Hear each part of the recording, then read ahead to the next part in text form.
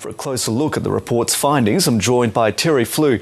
He's a Professor of Communications and Media at the Queensland University of Technology. Terry Flew, thank you for joining us. This report has released 31 recommendations. What are the most standout points to you?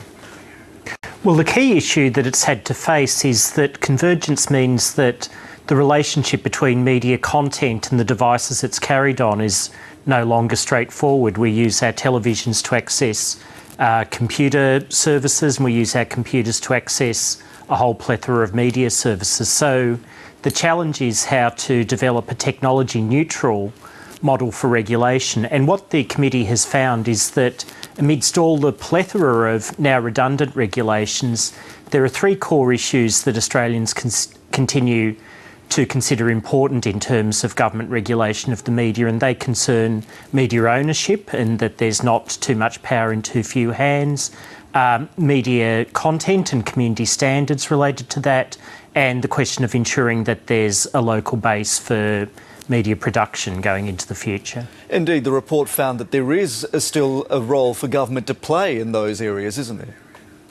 Yes, it did. Yes, it looks to broaden the landscape of regulation. It uses the term content service enterprise, and we'll see if that term catches on, but to try and develop a way of capturing what are the major media players in terms of scale and significance that's not tied to a particular platform, while at the same time avoiding a framework that leads to government trying to control bloggers or what goes on YouTube and so on. So there's a delicate mix going on there in terms of what government should do and what's best left to industry self-regulation or co-regulatory codes. Just explain to us how this review breaks those different media players down, because it's moving more towards a model of reach and audience size, isn't it?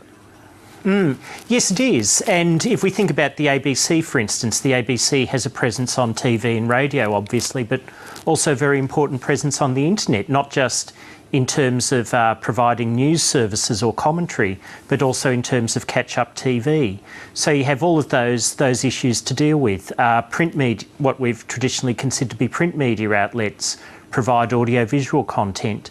There's the question of whether companies such as Google or Apple come into play here, although my understanding of the report is that it stepped back from what some referred to in the interim report as requiring Google or Apple to contribute to local television drama.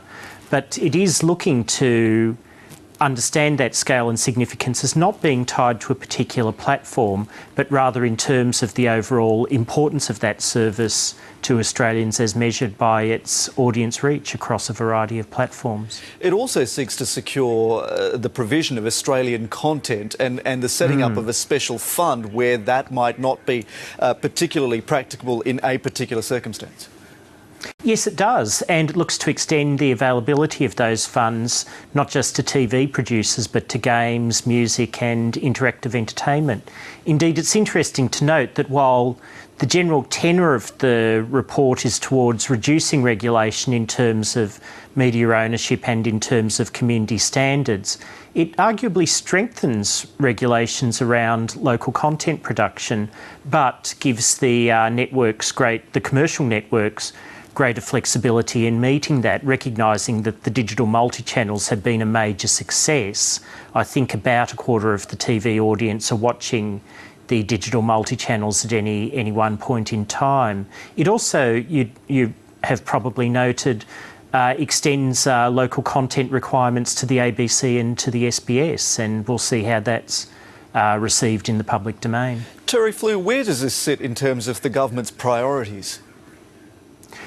Well, the report recognises that there are some immediate changes you could make to existing legislation, and then there's a second level of responses which would be around developing a new convergent regulator and the movement of some bodies such as the Classification Board into that orbit, and that would require new legislation. So there would be some changes that can be made over the next 12 months, but there would be some that could feasibly only be made over a 3 to 5 year time frame. And of course, we wait to see not just what the Minister's response to the report is, but also what the response will be of relevant industry stakeholders, of the community at large, and so on. I think there's a lot of people basically getting their heads around what are the implications of multi-platform media and media convergence for how we've traditionally regulated the media, which has been on a platform-based model.